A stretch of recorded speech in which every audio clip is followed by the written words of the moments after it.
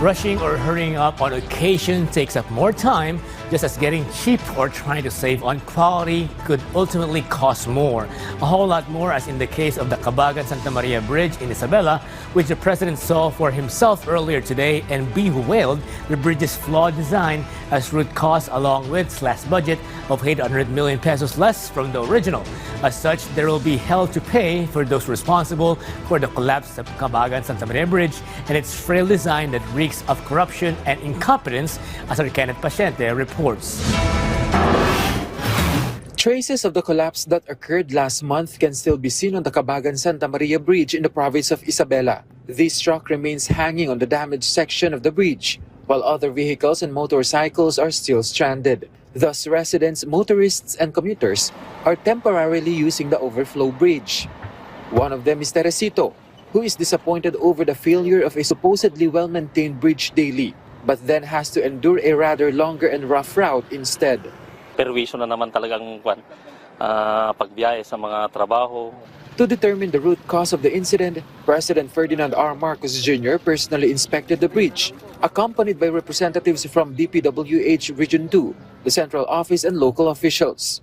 After his assessment, a design flaw or a problem in the design was identified as the reason why such a section of the bridge collapsed. He noted that although 1.8 billion was allocated for the project, a lower amount was actually disbursed and spent, ultimately affecting the bridge's design. Binawasan to under 1 billion para makamura. Ayan, inayos ngayon, ginawa ngayon yung detailed design. Design is really weak.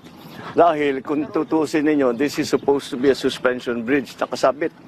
Nakaganyan yung arko na ganyan, tapos yung bridge suportado ng kable. Ito lang ang suspension bridge na nakita ko sa buong mundo na hindi kable. At yan na mismo ang bumigay. Ayan o. Diyan bumigay yung bakal. He also pointed out that issues necessitating corrections had already been identified from the start.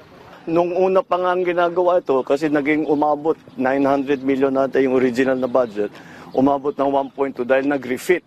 Bakit nag-refit? Nung nagko-construction pa lang, may nakita na gumagalaw, na mahina. Kaya kailangan balikan at refit. So, the whole process is, okay naman. Yung construction, yung contractor, sinundan naman ang plano. By the book naman yung kanyang ginawa, up to specifications yung kanilang ginawa. Yun lang, yung specifications mali. The President expressed regret as the bridge would now require extensive repairs, essentially bringing the project back to square one. We have no choice. We have to go back. So yung nagtitipid natin sa 1.8 million, useless. Ngayon, babalik na naman tayo, gagastos na naman tayo ng malaki.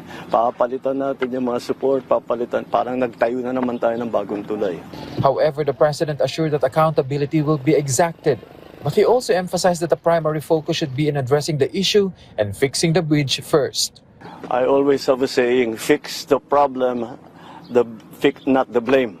Ayusin muna natin yung problema. Believe me, we will find out who is responsible. Who is responsible is basically who made the design. Because their design is poor. Look what happened. On the part of the House of Representatives, the Makabayan Bloc also launched an investigation into the issue through House Resolution number 2249.